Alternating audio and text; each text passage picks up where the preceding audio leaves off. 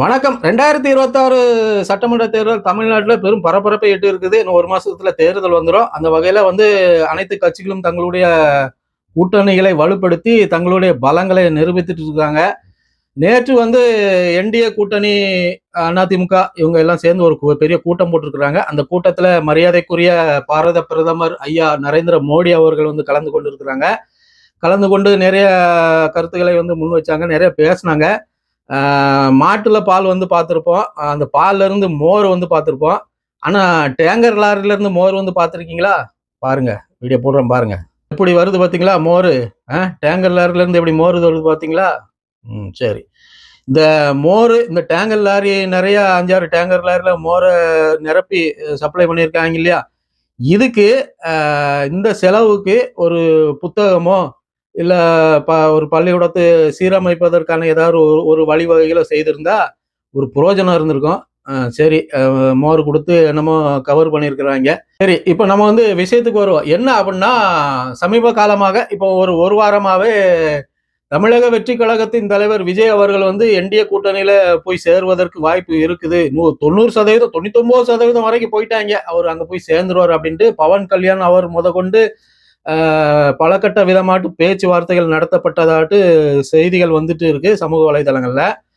இப்படி பரவலாட்டு செய்திகள் வந்துட்டு இருக்கும்போது நிறைய பேர் கிட்டத்தட்ட போயிட்டாரு அப்படிங்கிற மாதிரியே சொல்லிட்டாங்க. ஆனா தமிழக வெற்றி கழகத்துல இருந்து எந்த ஒரு அறிவிப்பும் வரல. அதிமுக அந்த கட்சியில இருந்தும் எந்த ஒரு அறிவிப்பும் வரல. இங்க நம்ம என்ன இருக்கிறோம்னா, ஏதாவது ஒண்ணு சொல்லி பரபரப்பை கிளப்பி விடுறதுன்னு இந்த நம்ம ஊடகங்களோட வேலை. அதாவது இதற்கு முன்னாடி ஒரு 2 மாசத்துக்கு முன்னாடி அதிமுக சார்பில் ஒரு கூட்டம் போட்டிருந்தாங்க இல்லையா? அங்க நம்ம எடப்பாடி ஐயா பேசியிருந்தாரு.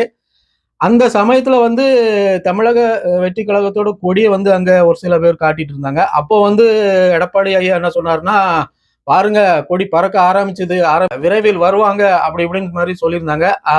அதுக்கு பிறகு பத்திரிகையாளர்கள் சந்திப்புல இந்த மாதிரி நீங்க தமிழக வெற்றி கழகத்தோட கூட்டணி போறதாட்டு இருக்குதா இல்ல அவங்க வரதாட்டு இருக்குதான்னு கேட்டதுக்கு அதை மழுப்பி பேசி, இல்ல அப்படிலாம் ஒண்ணும் இல்ல, கொடி பறந்து, அது கொடி பறந்ததுனால கூட்டணியில சேர்ந்துட்டு அதாவது அர்த்தமா அப்படிங்கிற மாதிரி அவர் மழுப்பி போயிட்டாரு.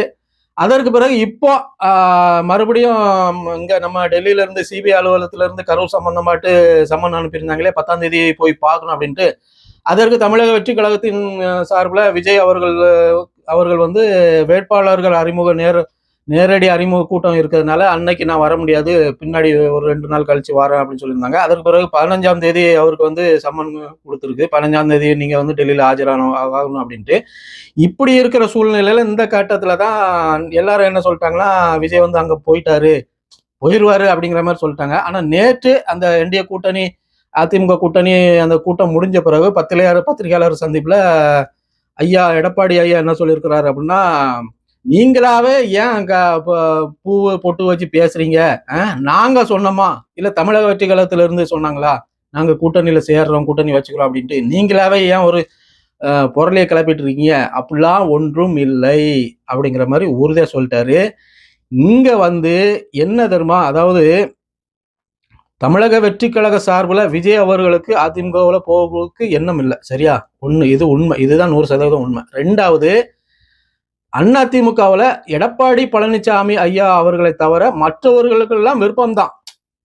ஐயா பாரத பிரதமர் மோடி அவர்களுக்கு விருப்பம்தான். மற்ற எல்லாருக்குமே நாகேந்திரன் அங்க இருக்கிற எல்முருகன் அவர்கள் எல்லாருக்குமே விருப்பம்தான். ஆனா எடப்பாடி பழனிசாமி ஐயா அவர்களுக்கு மட்டும் விருப்பம் கிடையாது. தமிழக வெற்றி கழகம் தலைவர் விஜய் அவர்களை இங்க கொண்டு வர்றதுக்கு எல்லாம் ஈகோ பிரச்சனை தான். இப்ப விஜய் அவர்கள் இங்க வந்துட்டா அவருக்கு என்ன பொறுப்பு கொடுக்க முடியும், என்ன பதவி கொடுக்க முடியும்? இப்போ விஜய் தமிழக வெற்றி கழகம் அதிமுகவோட கூட்டணிக்கு போயிடுச்சு அப்படின்னா செங்கோட்டையன் என்ன பண்ணுவாரு? ஐயா செங்கோட்டையன் சொல்லுங்க, அவர் அங்க வேண்டான்னு தானே இங்க கூட்டணியில சேர்ந்திருக்கிறாரு. இப்போ மறுபடியும் நீங்க தமிழக வெற்றி கழகத்தை தூக்கி அங்க கொண்டு போட்டாக்கி ஐயா செங்கோட்டையன் எங்க போவாரு? எப்படி இது சாத்தியமாகும்? செங்கோட்டையன் அவர்களை வெளியே தூக்கி வச்சிருவாங்களா? இல்ல விஜய் அவர்களே கூட்டணிக்கு போயிட்டாக்கி யாரு முதலமைச்சர், யாரு துணை முதலமைச்சர், விஜய் அவர்களுக்கு எந்த பதவி வழங்கப்படும்? இப்படி பல கேள்விகள் இருக்கு. அதனால அது சாத்தியம் இல்ல. இன்னொன்னு முக்கியமான விஷயம் என்னன்னா, யார் என்ன சொன்னாலுமே விஜய் அவர்கள் யாரு கூடவும் கூட்டணி போக மாட்டார். சரியா? முக்கியமா அதிமுக என்டிஏ கூட்டணிகளும் போகவே மாட்டார். காங்கிரஸ் கூட கூட்டணி வைப்பார தவிர இங்க போகவே மாட்டார். 2026 சட்டமன்ற தேர்தலில் போக மாட்டார். சரி, அதுதான் முற்றிலும் உண்மை. பாப்போம் என்ன நடக்கும். மீண்டும் ஒரு காணொலி சந்திக்கலாம். நன்றி, வணக்கம்.